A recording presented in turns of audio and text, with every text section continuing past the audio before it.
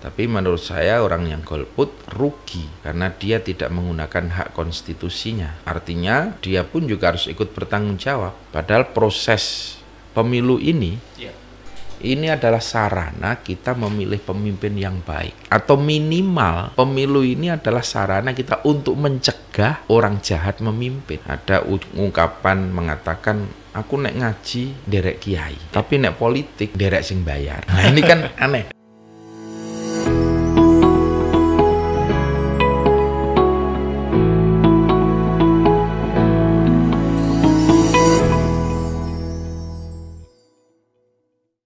Jadi saking banyaknya beberapa informasi visi dan misi yang disampaikan, ada juga beberapa kalangan masyarakat yang memilih saya tak golput saja gitu. Nah, sebenarnya golput ini menurut pandangan Gus Yusuf seperti apa nih Gus?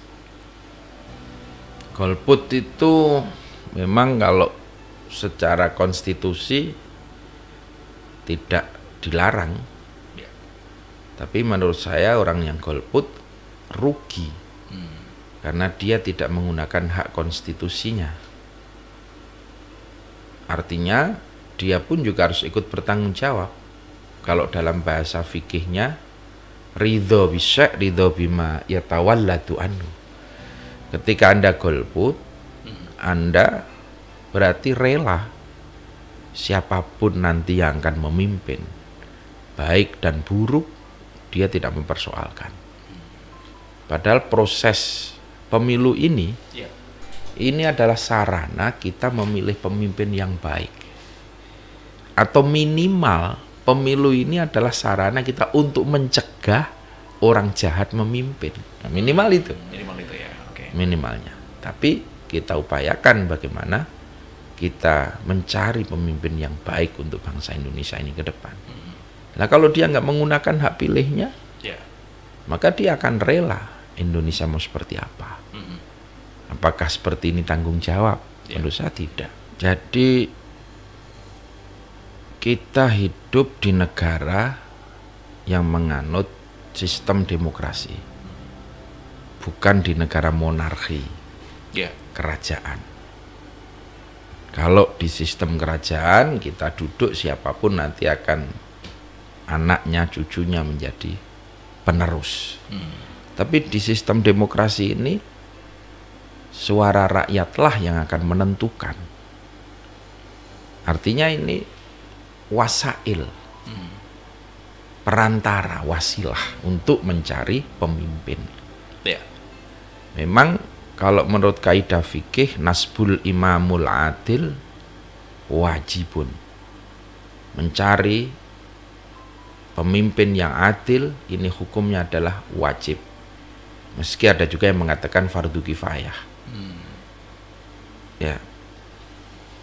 Proses mencari pemimpin ini ada yang namanya proses politik.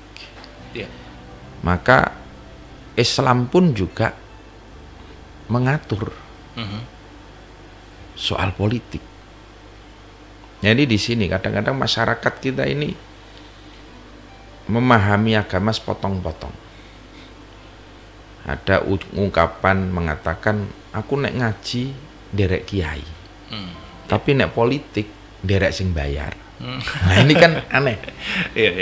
Padahal politik itu juga bagian dari ngaji, gitu loh. As-siyasah juz'un min adza'is syariah. Kadang-kadang suka ada yang ngomong, loh kiai pengajian kok ngomong ke politik. Loh, politik bagi kiai itu adalah juga ngaji, ilmu, gitu loh. Jadi dalam kitab yang dipelajari di pesantren, ini ada beberapa fasal. Pertama pasti dibuka faslun fi babit thaharah. Kiai menjelaskan tentang bagaimana bersuci, menghilangkan najis, menghilangkan hadas. Setelah itu naik faslun fi arkanis sholat, menjelaskan tentang sholat. Faslun fi siyami Ramadan, menjelaskan puasa Ramadan. Faslun fi babil buyu, menjelaskan tentang perdagangan menurut syariah. Ada juga faslun tentang fin nikah, menjelaskan tentang pernikahan. Menjelaskan tentang warosah. Nah, nanti pada ujungnya juga ada faslun yang menjelaskan tentang soal kepemimpinan. Menjelaskan tentang soal kepemimpinan.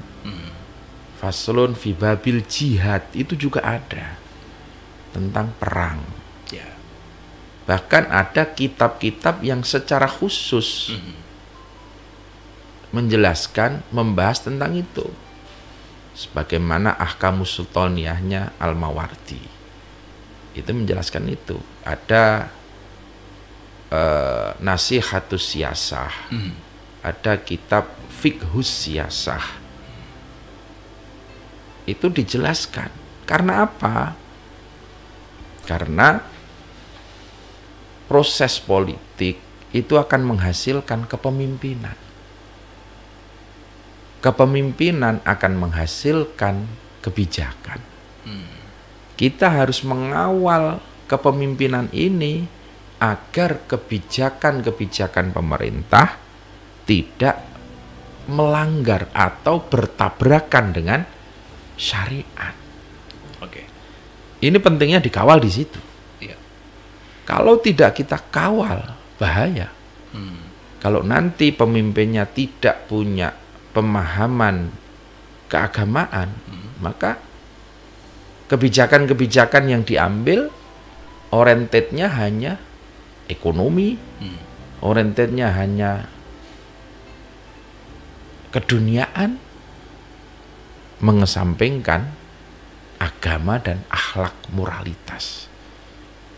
Nah, disitulah maka proses ini harus kita kawal, kita warnai. Kita warnai.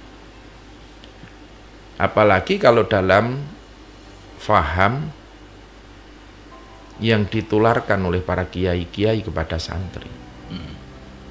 Ada dua kewajiban santri. Satu adalah riayah ad-diniyah.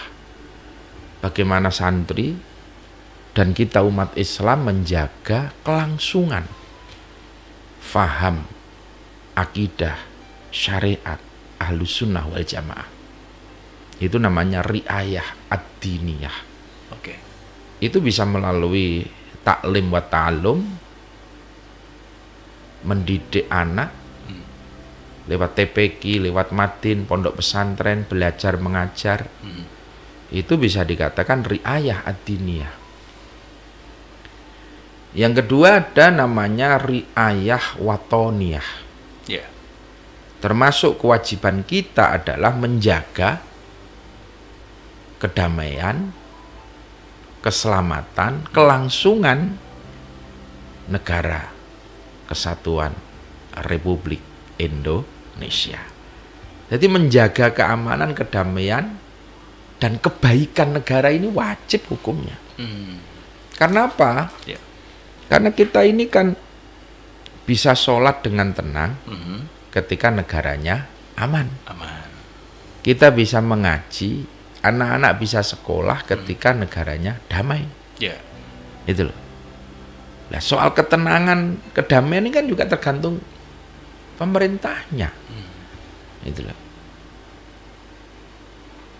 Bahkan lebih jauh lagi para ulama mengatakan bahwa kita ini setiap hari sujud, sholat, mencium tanah yang namanya Indonesia. Sujud di atas tanah Indonesia. Maka Indonesia ini dari Sabang sampai Merauke ini baratnya seperti sajadah panjang bagi kita umat Islam. Maka wajib dijaga. Nah, bagaimana menjaganya? Ya tadi yang saya sampaikan itu loh. Oke. Saya sampaikan bahwa ada sistem politik yang harus kita masuki. Kita tidak bisa menjaga negara ini hanya lewat tahlilan aja. Menjaga negara ini lewat manakiban aja nggak bisa. Ya kita harus masuk mewarnai.